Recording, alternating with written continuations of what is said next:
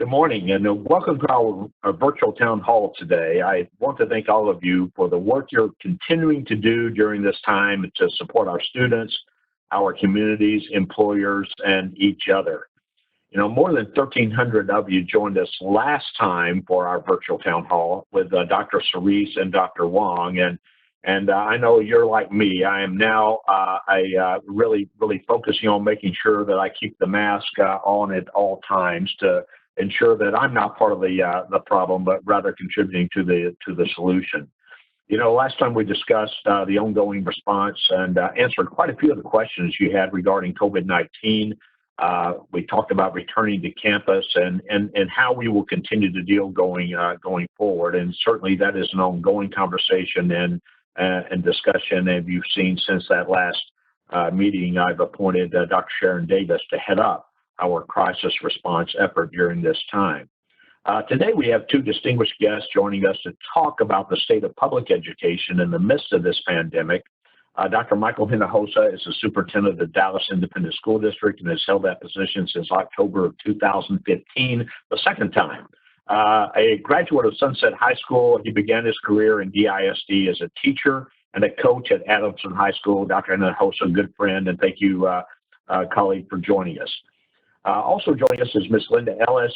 She was named the superintendent of Grand Prairie Independent School District in May of this year after having served as the interim superintendent since July of 2019. She has more than 25 years in public education and started in the district as a teacher.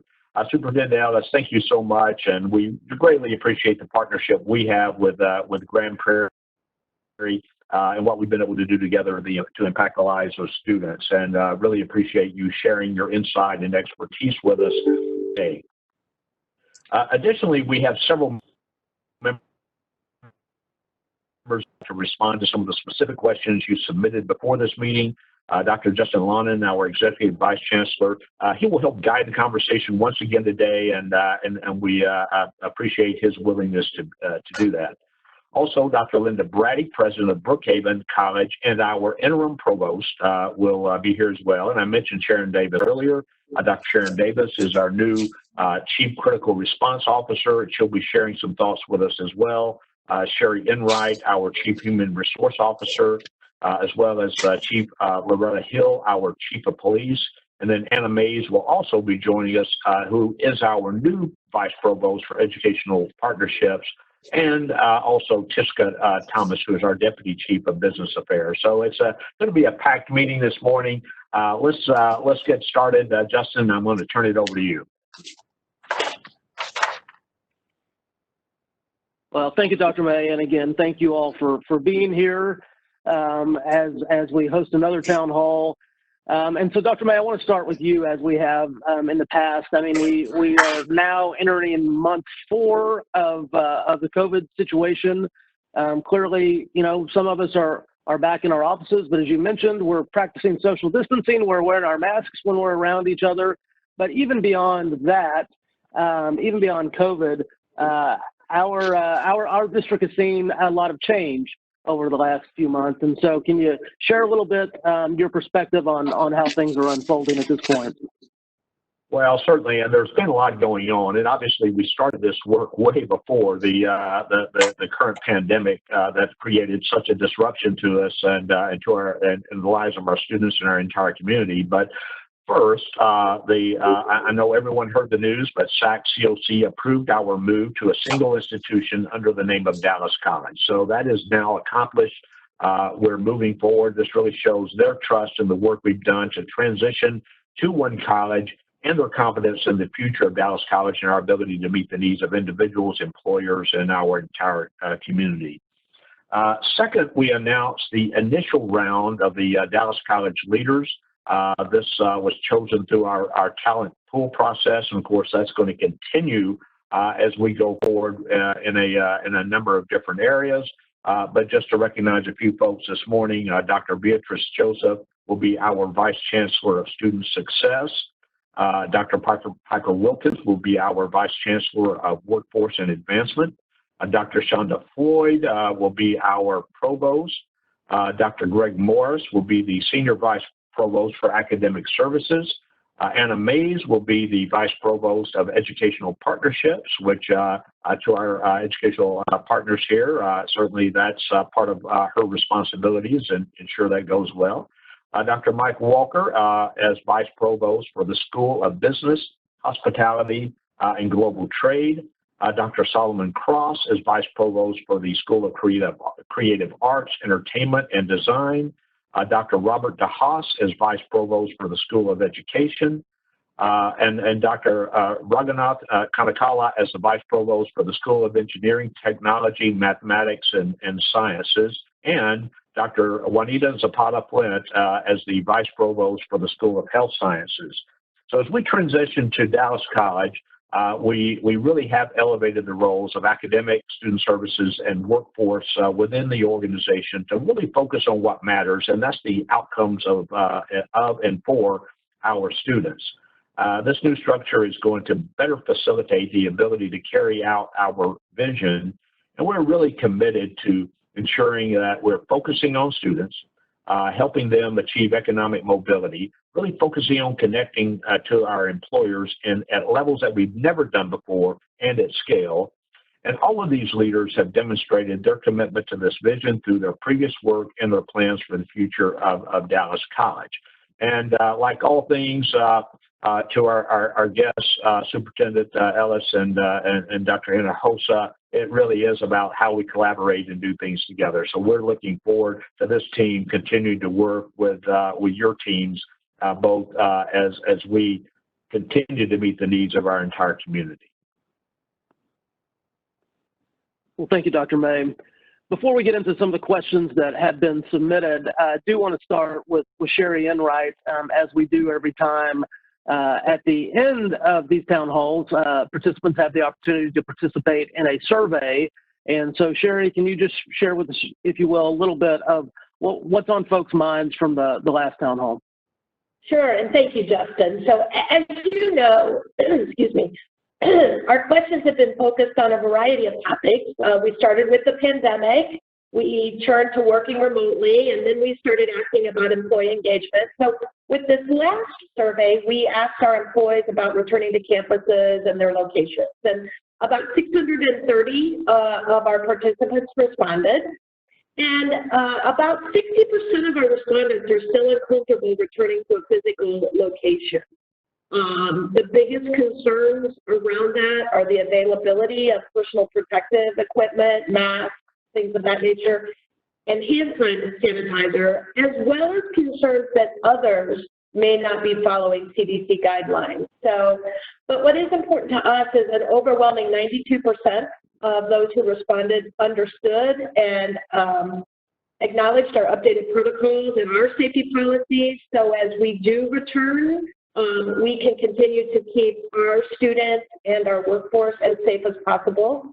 As we do return, the thing that most people were looking forward to was seeing friends and coworkers, followed by easier access to better resources. So I know, as I said in my office today, I have 2 monitors, and that's much better than a 13-inch Surface or Mac. So almost all of our respondents did agree that they had the resources to get back to work quickly, and that they did understand what was expected of them in terms of maintaining a healthy and safe environment. Over 66% of our respondents noted that they did have regular in-person interaction in the workplace. So we are pleased that our workforce understands those safety requirements. And as Justin said, we will have another survey after this town hall, so please look for that link and give us your feedback on this town hall and the format that we're providing you this information. So thank you, Justin. Well, thank you, Sherry. Well, Dr. May, let me turn back to you. Obviously, a lot going on in the world around COVID, certainly a lot happening here internally with Dallas College. But we've also had some questions just regarding issues that are going on in the community and in the country right now.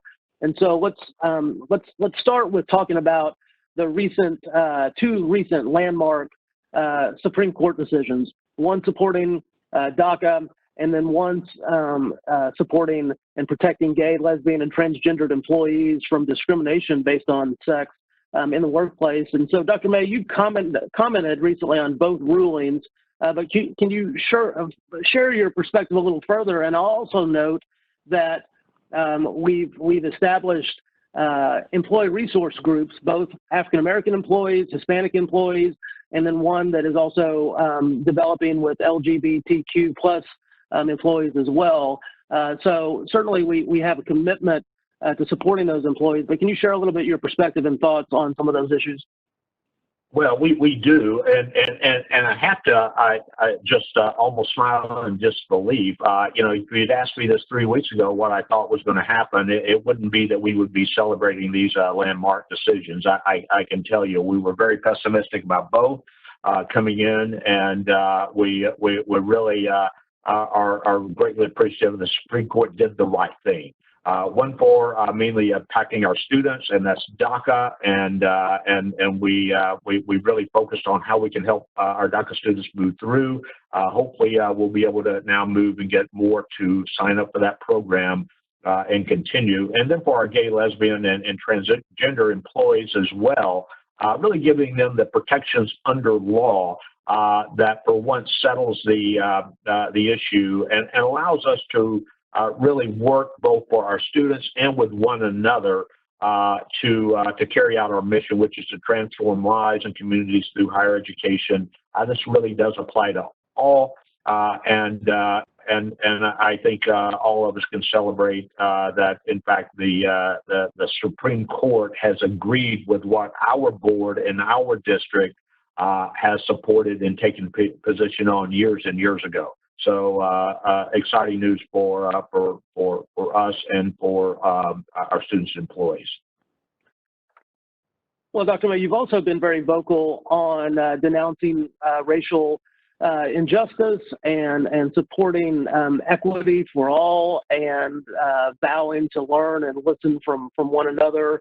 And one recent thing was you encouraged us all to take off on Juneteenth.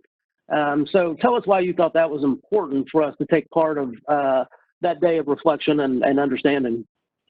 Well, and I really do think it was for that purpose, to really pause, reflect on Juneteenth as we did last Friday. And this was really a first of its kind for the district to take this step, which I believe was really necessary for us to step back, look at our place in terms of what's going on, not only in our own community, but really reflect on what's taking place across the country right now and impacting our society in general. I really appreciated at this week's marathon 2 days of board meetings when Chair Flores made the comment that a lot of people talk the talk, but we really do look at how we can walk the walk in this effort, and to stand up for what's right, to give a voice to so many who have been silenced. And I really appreciate our employees who felt that the opportunity to really speak up, voice their concerns, and reflect on what's taking place, and how we as an organization can really respond and lead to address issues of racial inequity, to support equity at all levels, including economic equity within our community. And I really applaud each of our employees who engaged, took advantage of this opportunity, and looked at how they could grow and become more knowledgeable about the events not only taking place today, but a sense of how this stands as a point in time of history as well. So excited for that opportunity, and we'll certainly be discussing this more. Thank you, Dr. May. Chief Hill, let me turn to you in the context of this conversation.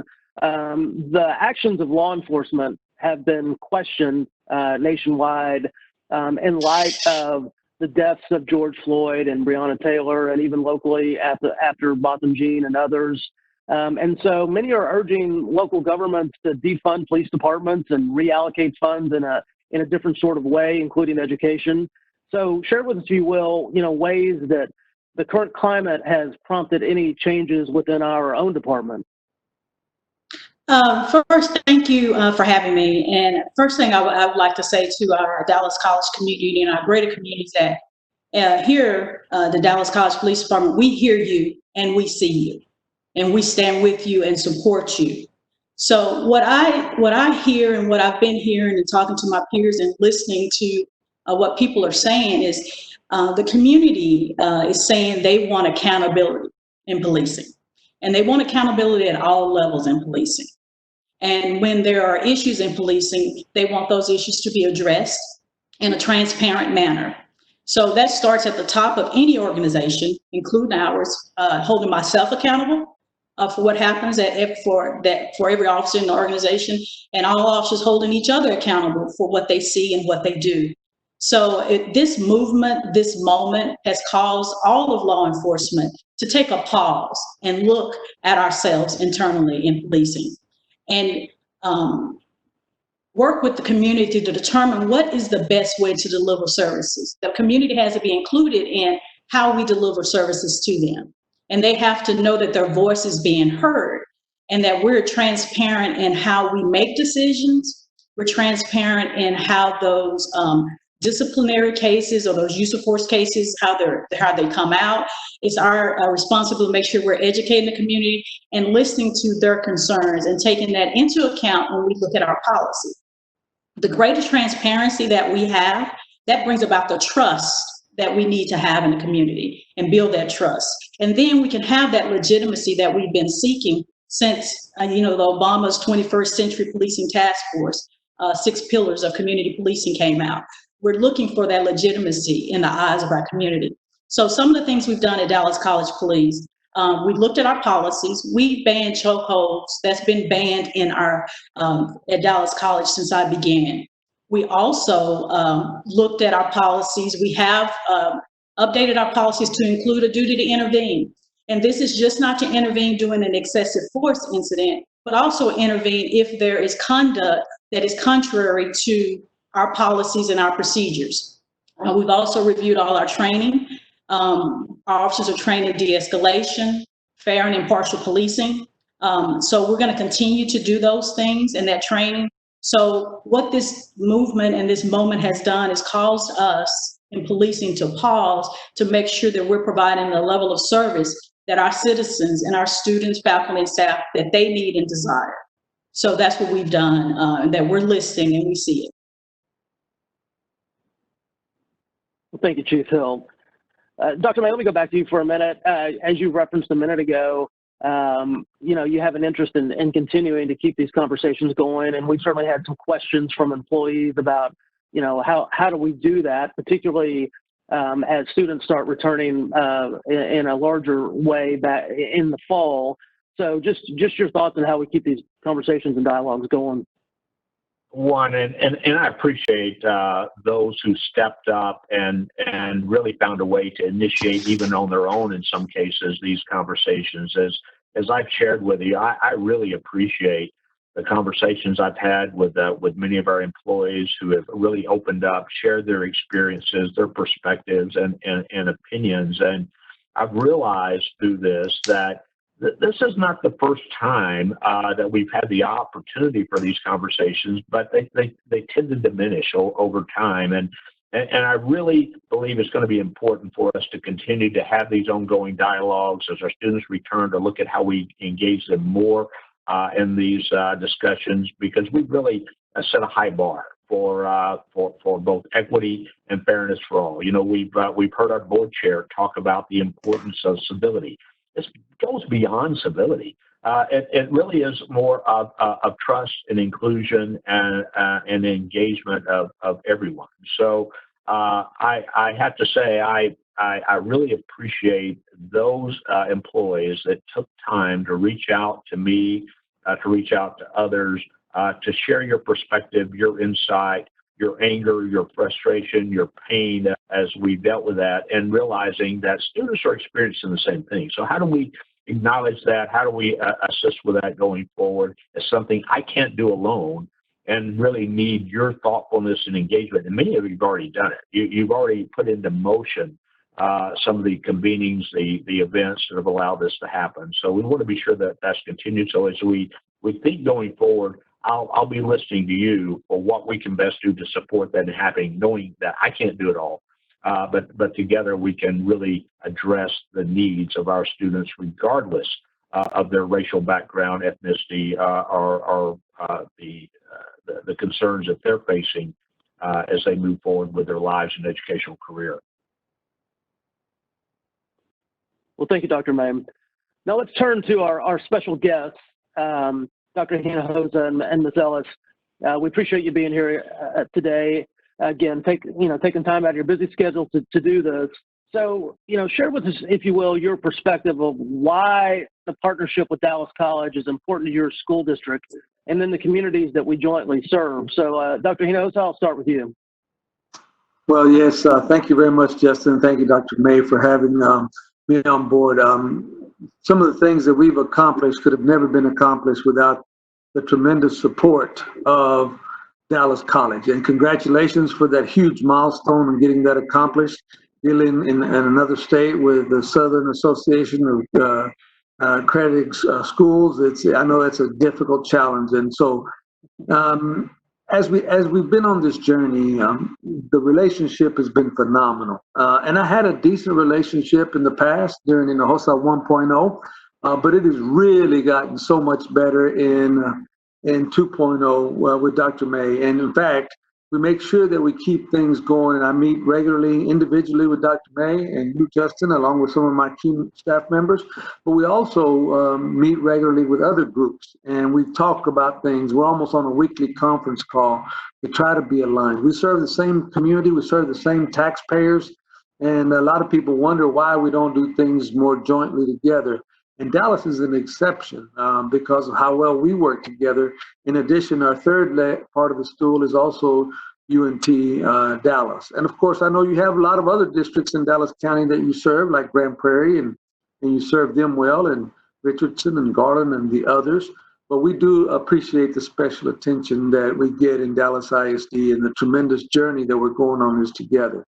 Let me just start with one issue that is very prominent that a lot of people don't understand, and we're best in class in the country about this.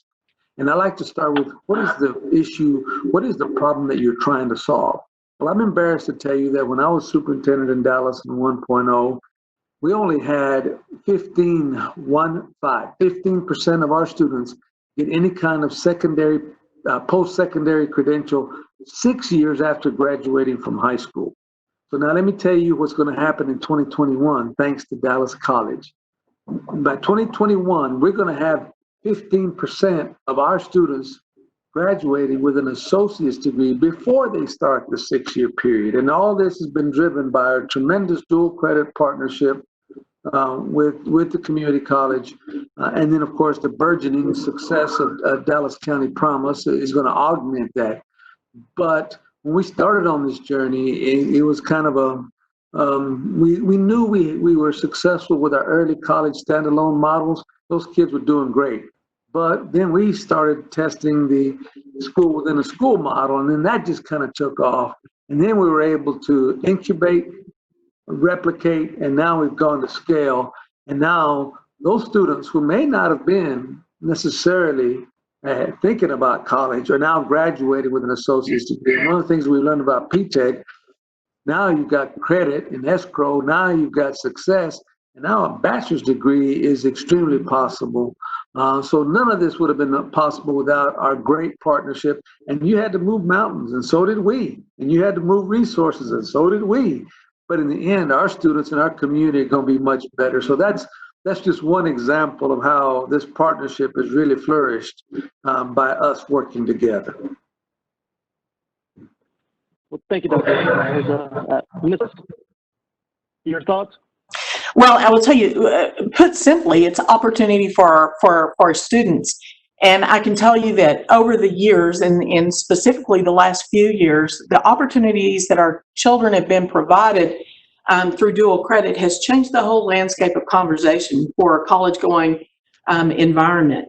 I will tell you, it was a great satisfaction to me, having come from the teaching and learning side from Grand Prairie ISD, when I watched our graduation from our students who graduate with an associate's degree, because I can tell you that 4 years ago, that was something that Susan Hall put such an initiative toward, the opportunity for our children to be getting dual credit and to see our numbers increase. And we had 86 students who graduate with their associate's degree.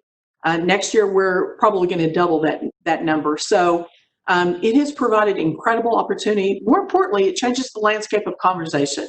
It's become common to talk about college going in high school now. I can tell you, I'm very proud to say that more than 73% of our students in our high schools applied for a two-year institution, four-year college university. It has simply changed the landscape, if you will, and all of it comes back to opportunity. So I appreciate the opportunity. And by the way, I forgot to say thank you for allowing me to participate in this town hall meeting today. It's a pleasure. I'm learning a lot. Thank you. Well, thank you. We're glad you're here. So let me ask you both as well. Dr. Hinojosa mentioned the moving of mountains to be able to build and develop the partnership that we have together. But just share with us a little bit your thoughts on why it's worth the substantial investment in doing this, and kind of the projected returns on that. So I'll start with you, Superintendent Ellis. Well, I will tell you that it's interwoven throughout our plans, and what we know is that students who graduate from high school have more potential for earning income than those who don't. As they move forward in an associate's degree, it benefits them well. And then moving forward. But the other part is the robust workforce that it's creating.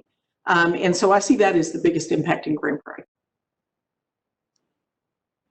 Great, thank you. Dr. Hinojosa? From my perspective, a couple of things. Number one is that we've created credibility.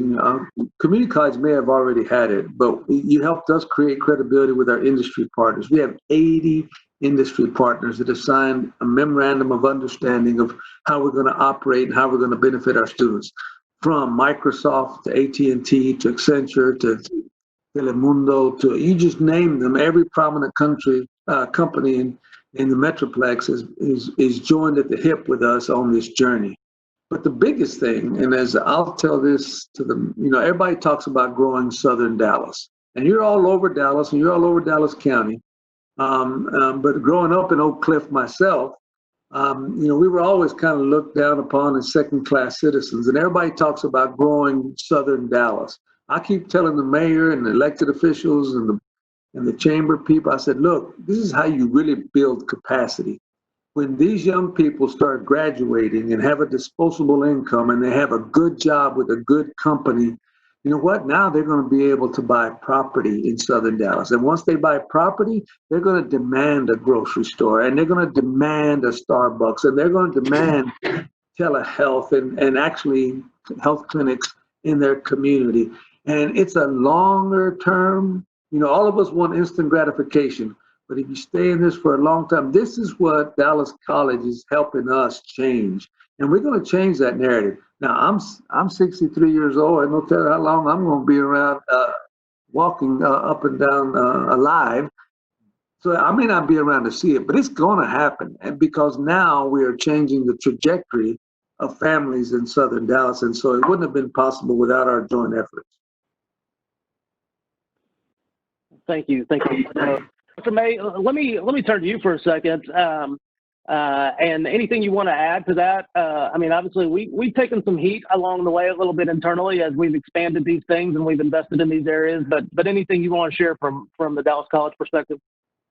Yeah, just a couple of thoughts. We knew that we had good data. We knew that this could be impactful for students. We knew that we did better when we collaborated, but I got to tell you, what has happened has far exceeded my expectations, and really made me realize that focusing on solving the problems of students, helping them figure out how to transition from 8th grade to 9th grade, from 12th grade in high school to college, giving them access to resources that make it easier for them to see a way forward, to have that equal opportunity, and to see that that's actually achievable.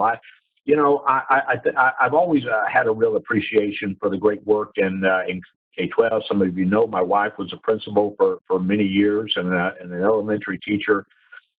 So I'll come about that naturally. But I have to say, to see how we can come together to really remove those barriers for students and to not say no to each other in the process has made me not only proud to be a part of this, but frankly willing to fight to make sure that we continue to solve the problems for individuals, and mention employers in the conversation, because what's happened now is that as we solve the problem for individuals, we're really also solving the problem for employers, and they're willing to engage at levels that they've never done before. You know, Grand Prairie has had a long history of that employer engagement, and we've kind of watched that, and now to be able to do some of this together and realize these aren't their students, these are our students. This is our students together, and ours meaning community, K-12,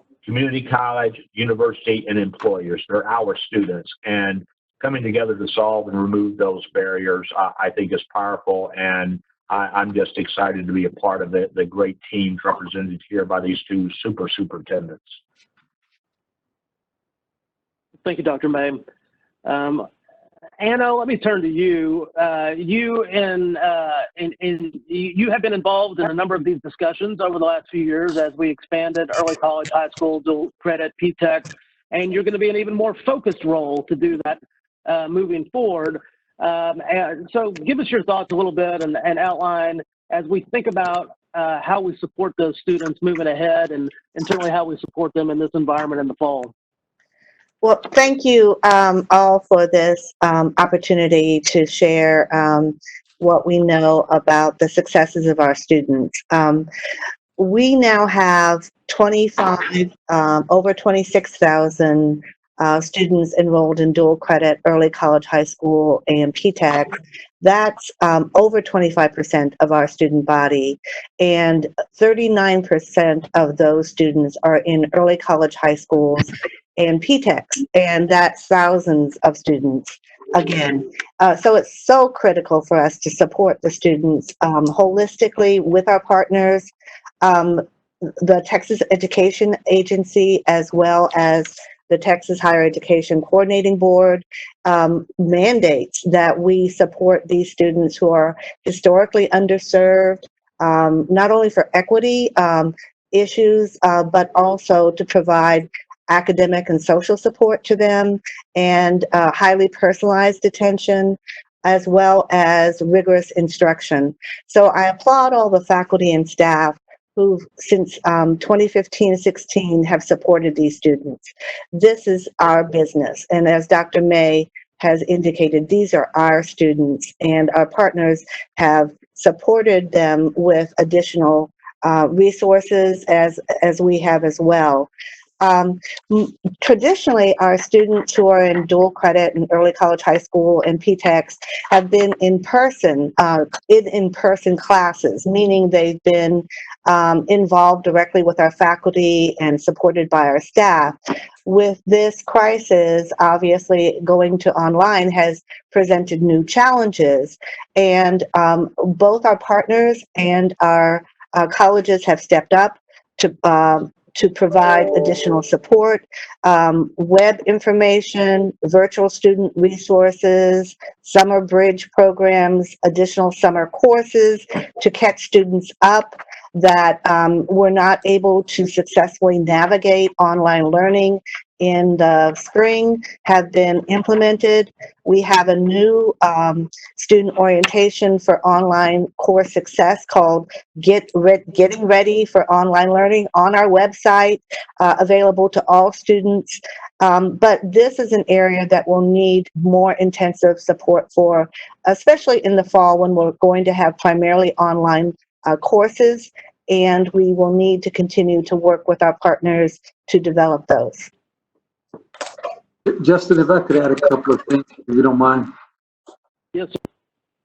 On that topic, I think it's very important that we've also learned to pivot, and we had to change out some of our devices because we needed to meet the specifications that the community college expected, and a Chromebook just wouldn't do that. And I'm proud of our people who did that.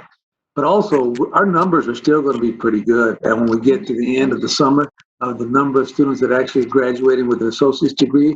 But nationally, the rate is of early college students that graduate with an associate's degree 20 to 30%, and ours is going to be between 70 and 80% of our students that have actually crossed the finish line. And to make one other point, a lot of times communities have a brain drain. They have these smart kids that go off to these colleges back east or California, and as parents, we never see those kids again. They're gone, and they move and they get a job in New York or Miami or somewhere else. But the beautiful thing about our project is that we're keeping this talent in Dallas, and these students are going to, because of the community college students typically stay in their local community, and so they're going to help Dallas become prosperous in the long run. I wanted to make sure that I also mentioned that that's the big impact that the Dallas College is having on this community. Thank you, Dr. Hinojosa. Dr. May, let me turn back to you for a minute. We've had several questions about Dallas College, and you referenced earlier the new leadership structure that you announced. And so we've had some questions around that. People wondering about the structure and what outcomes it's trying to get to. And I'll just paraphrase some of the questions. You know, people are going, okay, so what? Well, we got this new structure in place. So can you kind of share your thoughts on how this foundation will support the work that we're trying to do move forward? Well, obviously, results matter at the end of the day, and the results that we really care about are ensuring that not only do we help students that enter our doors stay with us, complete the credential, but more importantly, are they able to get a great paying job at the end? And what we really are focusing on through this structure is, hey, what are the barriers that get in the way? Where do we really need to be investing our resources, which include talent and people, to help solve those problems? So, you know, I can go into great detail on this, and probably should at another time, as we continue to look at our structure to make sure that students are able to graduate and get a job. And so we've not in the past focused on job placement, for example. We're going to see that be an emphasis. We've realized that we've had uneven student advising. We're going to make sure that there's equal opportunity for that every students have that support and that they need, regardless of location, regardless of which site or program they're in. And you know what excites me as I've gotten into this and been able to spend time with our leaders, they're excited too, and you know, they've been here with us. They've been frustrated by some of the barriers that they've seen, and they're chomping at the bit to really help our students be more successful. So as I look at this amazing group of individuals with their talent, their ability, their expertise, they're coming together with us at an important time. And as you said, I guess it could be a so what. You know, if all we're coming together is run a college, then we miss the whole point. If we're coming together to change a community, to help address inequity that exists, to really focus in on how we really tackle income disparity within our community, and how we make sure that our programs align with the needs of employers and the workforce, not only now, but in the future, and that we're agile and responsive and resilient, then I think what we've done with these initial appointments is lay the groundwork for the next 50 years, and that's what gets me excited. Well, great. Sherry, let me turn to you in the context of this. Now that a number of these leadership positions have been filled, you know, people are asking, okay, what's next? What can we expect on the horizon? Well, and thank you again. Obviously, these new leaders need a little bit of time to identify the needs in those various functional areas that Dr. May mentioned and establish their organizational design moving forward. So as those details are determined, we anticipate several new opportunities as we continue to seek ways to provide that best experience and best-in-class experience for our students. So as Dr. May mentioned, over the next several months, you can expect to see additional talent pools for some of these roles, as well as some more traditional recruiting efforts as well. So I just encourage everyone to keep an eye on the One College SharePoint site where we will be announcing those things as they come about. Great, thank you. Cisco, let me turn to you. You and John Robertson earlier this week briefed the board on sort of our budget projections for this next year. Can you kind of give us a recap of what we may be looking at in this next fiscal year? And your mute is on, Cisco. Okay, there we go. First, to piggyback on Sherry's comment about some of the new talent pools and the opportunities that'll be available. One of the things that we have done in this current budget is that we have started to put aside money for training. So there will be more opportunities and more funds available to provide training for individuals that will be looking to make some of the transitions into some of the new positions for the One College model. So that's something that we have committed to. My camera keeps going off, so that's not on purpose. Also, we did have some we are going to have some challenges on the revenue side for this coming year. We are being more conservative, so everybody don't panic about what we saw when we presented on Monday and Tuesday to the board. That is really us just taking a proactive approach and making sure that we're going to position ourselves so that we don't get caught behind the 8 ball. So whereas the governor has asked for a 5% decrease on state appropriations in this biennium, they did accept community colleges from that, but in anticipation that that could always come back, we did include that model.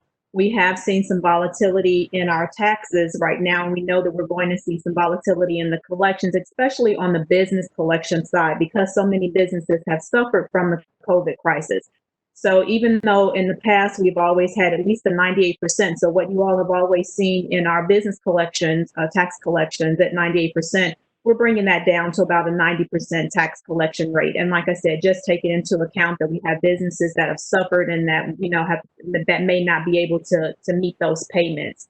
So overall, we did show an $18 million decrease in our revenue. But we always present a balanced budget to the board, so we are matching our expenses with that. We have some really exciting opportunities and some new things that we're doing, especially with our e-wallet materials, our e-learning materials that we're doing for students. That's still a commitment of the district, so that's not being taken out or modified in any sense. We are still going forward with that. Our facilities are a main priority for the district. So making sure that we are investing in our facilities to make sure that the maintenance is done for the facilities, that renovations are done, because we do have some very dated buildings and some older things that are not conducive to our current learning environment. So we are investing in that. We have a few different revenue sources that we're going to use in order to be able to meet those demands. Scott Wright, our director of facilities, and John Robertson did a brief presentation on what those projects entail. Upwards of the tune of $50 million. We have some operating money, we have some cash reserves that we can use, and we also are working with our financial advisors to be able to tap into some other sources so that we can meet those requirements. That's huge. We also wanted to thank everybody in the district for their participation in the accomplishment that was done in over $11 million of operating efficiencies. That wasn't done just by people on this leadership team. That was done by folks doing the grassroots work. So we wanted to thank everybody for that we're able to do that. And that's how we have those additional cash reserves in order to be able to reinvest into some of the programming and the facilities maintenance that we're going to be doing. One of the other things that I did want to mention on the cash reserves part is that although during COVID, we had a lot of folks, and we know that we had to be empathetic to those that had issues with payroll and not, knowing whether or not they didn't have their money. We were able, because of, the measures that we've taken over years and having our cash reserves built, that we were able to commit to make sure that all of our employees still were paid throughout this time. Even still with having the requirements that we have to make sure that we have just operating money. We have upwards of 6 or 7 months worth of cash reserves. So we don't have employees. We don't want anyone worrying about not being able to get their paychecks, because that's going to happen no matter what. Great, thank you. Well, Dr. May, let me ask you, we've had several questions come in from employees. Tiska said don't panic, but we've had several questions come in from employees that are concerned. And so they've asked questions about furloughs and layoffs in light of COVID, in light of potential budget issues, and also in light of Dallas College consolidation. Sure. There are several things happening at 9, which certainly complicates the conversation, and it's really easy to focus on one aspect over the total of what's taking place. So we've got where we're transitioning to Dallas College. We all know, and we've been very transparent and upfront about that we're going to be consolidating operations throughout the district, which means that in some areas there will be roles that are no longer needed, just simply because we don't need 7 times everything or 8 times everything that was out there and exists. That doesn't mean we don't need the people in many cases, because at the same time, we've been pretty transparent that we're going to be adding positions and creating new roles and new opportunities, which we hope some of those individuals will be taking a hard look at. And we've also said that we'll be investing in professional development to help scale up folks that are meeting those jobs. But we've also heard from folks saying, is there going to be some type of exit plan for those of us who either A, don't want to make that kind of change, or we're thinking about retirement, or this may be a good time for us to reconsider, or there simply may not be a good role for which we're fit in those roles that are impacted. So that was really part of the discussion with the board as well, where I asked them for consideration of a 6-month severance package for those individuals that could be affected. Now, we still need to work that out with the board. There are lots of unknowns with that. That's not saying that's an early retirement incentive. It's not necessarily saying that it's a one at which we would guarantee that, but we will share information. Right now, I have just shared everything that I've shared with the board. You know everything that I know in this conversation as to where we are. And I realize with many of you, your mind is going to race and how that affects me. I get it, and I also am empathetic with that, because I want to be sure that we're providing you the best information and to make those decisions. But that's part of our governance process and our deliberative process, where I have these conversations with the board, ask them, lay out to them where we're headed, as Tiska and John Robertson did recently. And as we get that information, as we work that out with the board, we'll share it. It'll be available to you as it comes forward, so that you can make those decisions. Meanwhile, we will be looking to fill additional roles. That's going to be a next round at which we'll be looking at the pool process to go forward. And we'll start to open up in other areas as we build out the leadership. As I mentioned, certainly advising is a big area, but we're also going to be looking at opportunities in other areas where I anticipate growing several hundred people as we look to the future. So even though there's not perfect alignment of everyone today going forward, there is going to be opportunity that's there, and certainly everyone would need to make that decision based on the information that they have available. Great. Well, in the next 10, 12 minutes we have left here, we'll kind of go in the lightning round and try to get through as many questions as we can. And so I'm going to turn back to our 2 special guests. Obviously, a lot of questions about what the fall is going to look like for public schools. We've certainly read the headlines with different discussions and guidance from TEA and from others, and know that that's sort of evolving. But we also have employees that are parents that have students in both your school districts. So I'll start with you, Superintendent Ellis. Can you give us a sense of what Grand Prairie is thinking about doing this fall at this point? And you're on mute. I got it. All right. Thank you so much, Justin. I appreciate it. Well, and first and foremost, what I would like for people to know is that we're listening to our parents. We have done surveys, and I recognize that data will change now because the numbers are changing. It's a constantly changing thing. The important thing that I would like for parents to understand is that we hear you, and that we understand, whether it's coming from the Texas Education Agency or it doesn't matter where it's coming from. We recognize those things that are most important in keeping our students safe and well as they return. The important message is that parents will have a choice. So we're going to start school in Grand Prairie on August the 17th.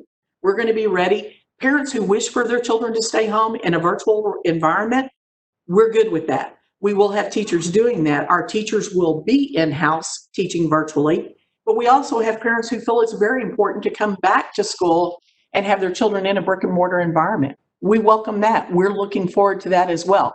We're looking forward as much as we can to be inclusive and extracurricular and that sort of thing. So we're planning forward. But what we want parents to understand is that those things that keep our kids most safe, if that is a mask, and I know that there are people who disagree, and there are those that think masks are appropriate. But if those are the things that hand washing, social distancing, making sure our square footage, that we can keep our children as separate as we can, taking provisions to have lunch in a different way than we've always had lunch, those sort of things were all, the highest priority is what keeps our children and our staff well. So we're moving forward with input from family, input from staff. We're going to offer options regarding instructional models for our parents. Thank you, Dr. Hinojosa. Yes, very similar to Grand Prairie. We didn't get there till recently because for the longest, we weren't sure that the state was going to give us funding for at-home learning. As of recently, they have said that they will do that to a certain degree, and there are a lot of hoops we have to jump through.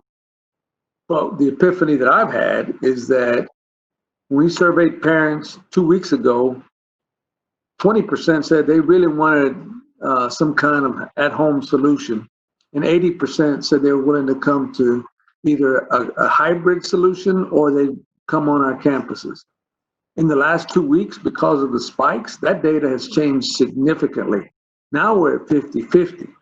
And I'm more concerned about our staff because our staff is telling us they're very concerned about safety. So, and it's not getting better, it's getting worse. And now we're already at the end of June and we're starting on August 17th as well. So it is evolving, it is emerging, but like Grand Prairie, safety is the #1 issue. If you come to a school in Dallas, if we have local control, if I'm allowed to make these decisions, we're going to have masks, we're going to have plexiglass, we're going to have actually face shields that our teachers and students will be expected to have. And we've already ordered them, we've already paid for them, they're on the way, and we're going to execute that solution. If the state says we can't do it, just like they said that you couldn't enforce masks, now that's a different conversation, and that's what we're waiting for the state to tell us. And it's been kind of elusive right now, which is creating a great deal of frustration amongst a lot of superintendents. And it's also unreasonable to expect seat time in this context, but we're being told we're going to have seat time to get full funding. So there are a lot of issues that are up in the air. I hate to be that blunt about it, but we don't know what we don't know. And hopefully we'll find out soon because the parents and our staff members deserve an answer. And I can't give them a definitive answer until I know all of the rules of engagement. But like Grand Prairie, safety is our #1 priority. And we'll see how that works out. And, but, and I get it. This data is changing significantly. Just like I got criticized when we shut down because I said indefinitely. I've been a superintendent for 25 years. I never saw any data change so much, so fast, so quickly. And people say, oh, we're just going to be out till spring break. Oh, we're just going to be out to April 1st. Oh, we're just going to be. You don't really know that. And we don't really know but you know what? You can't fool Mother Nature. And and you can't legislate behavior. You can't demand parents to bring their kids to school if they're not willing to do it. So we just got to play this thing out, be ready to pivot. And unfortunately, we're almost to July and we have to make some important decisions in the coming weeks.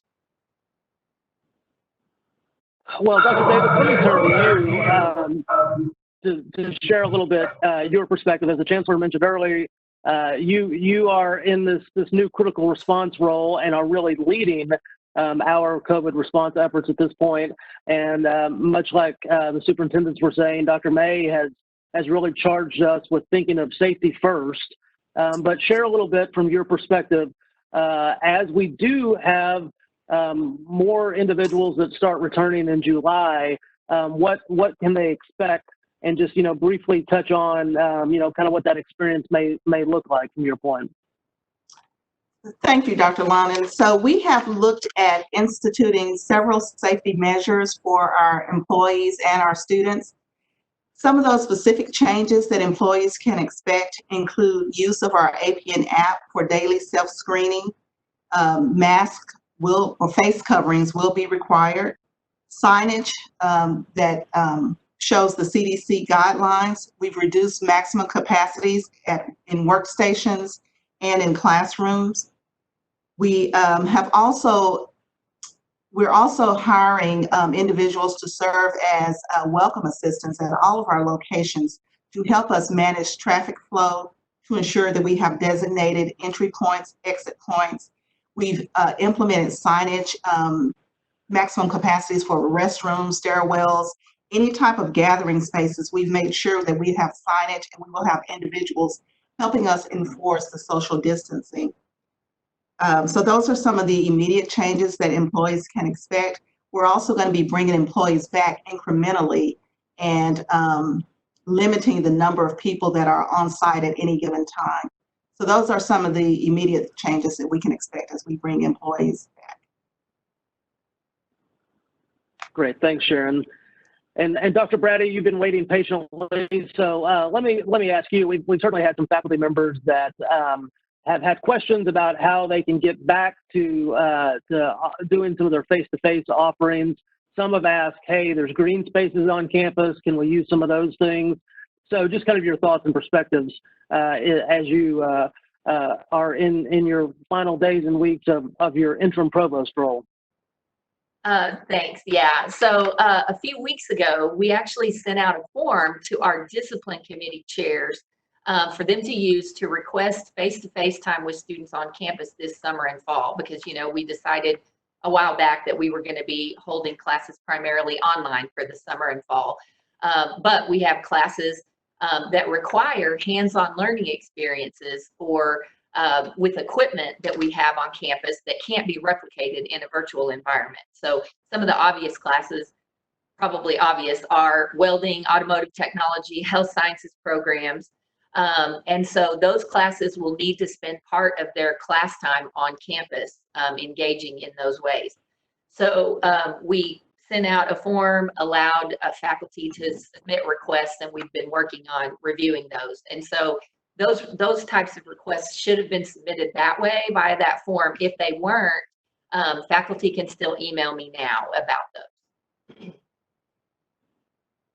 Great, thank you. Well, we've just got a few minutes here left, and so while we have these three CEOs with us, I just want to take a couple of moments, and Dr. Hinojosa referenced this a minute ago, of having done this for a number of years, been a superintendent, been a CEO. Just, I want to ask the three of you, what have you learned from this COVID situation and environment, and how do you think it impacts our institutions moving forward? I'll start with you, Dr. May. In a lot of ways, I've learned we don't know anything. As we got into this, this was, I've gone through, as I've shared with our folks, through more than one hurricane, having spent time in Louisiana, dealt with the aftermath of that, the rebuilding. But this has been a unique learning experience, and it's really allowed us to hone in on the things that really matter. And that's how we meet the learning needs of our students, but at the same time respecting and supporting our faculty, and really understanding and appreciating the great role that everyone plays in making this happen. This is, as I've said before, we can't benchmark 2019 on anything going forward. And I believe that this has changed forever how those of us in education will see our role, will see our institutions, and see how we engage both our students and our faculty, staff, and administrators. Great. Superintendent Ellis, your thoughts? Well, I can tell you, I think that probably everybody on the call would agree that the best of educators are those who can monitor and adjust. And that skill has never been more important, because I can tell you that even though there were challenges, in very short order, we were putting devices out there. We were changing the way we delivered food. We were changing the way that our counselors, and by the way, it was a huge need, the social emotional need of our students. It was huge as we have gone through this. But I think all of us also know that it's not so much what's provided, what happens to you, but how you move forward with that. And there are a lot of ways in which we are better for where we have been. I feel like that our teaching, the platform in which we've had many additional opportunities for teachers to deliver instruction, the opportunities for parents to have some voice and be actually involved in their child's learning. And while that created hardships for many, it also was good for many. And so I think that's just it. It has provided us an opportunity that we have an opportunity to get better through every situation that's put in front of us. But I've got to tell you, it has been a whirlwind. I can't even imagine. I wouldn't have even imagined how quickly things are changing. And Dr. Hinojosa said this earlier. The survey that we gave 2 weeks ago is obsolete because everything has changed. And so that monitor and just, I feel like that it is something that has become just our vernacular. It's the way we do our business now. And I think my final comment is we still have an opportunity. We are still going to have school, and we are going to move forward. We're going to keep our children safe. We're going to keep our staff safe, and we're going to do everything that we can to be very mindful of the social emotional needs as well as the academic needs of our students. Well, Dr. Hinojosa, I'll turn to you, knowing that you're the shyest amongst us, to share your perspectives. Thank you, Justin. I think that similar to what others have said, but I think we are the last industry to change. You think about it, you go back 100 years, we had the agrarian calendar, we had the Carnegie units, everything in K-12 has been the same, just about. Well, now we're going to be forced to change, and we don't want to be the taxi cab, we want to be the Uber. And it's our responsibility as to how we pivot, how we make things better, how do we improve. I agree with Superintendent Ellis. It's not what happens to you, it's how you respond. And we have a unique opportunity to make a big difference, just like we're considering doing away with out of school suspension and all, because now we have a different way to solve that problem. If you look at what you've done in the interim and how do you change things to make them better. And it's been challenging, and even as many years of experience as I have, it's been a grind. Just going day to day to try to find solutions for your community, your staff, and of course your students and our board of trustees. So it's going to be different, and we just got to make the best of it. Thank you, Justin. Well, thank you, sir. Well, that's all the time we have today. There's certainly some questions we didn't have a chance to get to, and so we'll endeavor to respond to those as we can. And then also, please keep sending your questions in for further town halls as we move on. And so with Dr. May, with that, I'll turn to you for wrap-up comments. Well, thank you, Justin, and thank our leadership panel. Particularly our special guest today, Superintendent Hinojosa and Ellis, and to all of you that joined us today. I think almost 1,500. I hope you found this helpful. As they mentioned today, we hope you'll continue to look at our website, at our SharePoint site for the latest information on COVID-19. As both the superintendents have expressed, in many cases, what we were talking about yesterday is going to change for tomorrow, simply because that's how fast things are evolving in this fast-paced environment in which we are both responding to and hopefully leading as well as we look at meeting the needs of students. Also be on the lookout for a brief survey today as you log off. We really need your feedback. And it'll also be available on the SharePoint page as well in case you missed that. Finally, just thank all of you again for what you're doing to support our students and each other as well. I'm confident that we'll get through this, but we'll get through it together. And thank you and have a great day.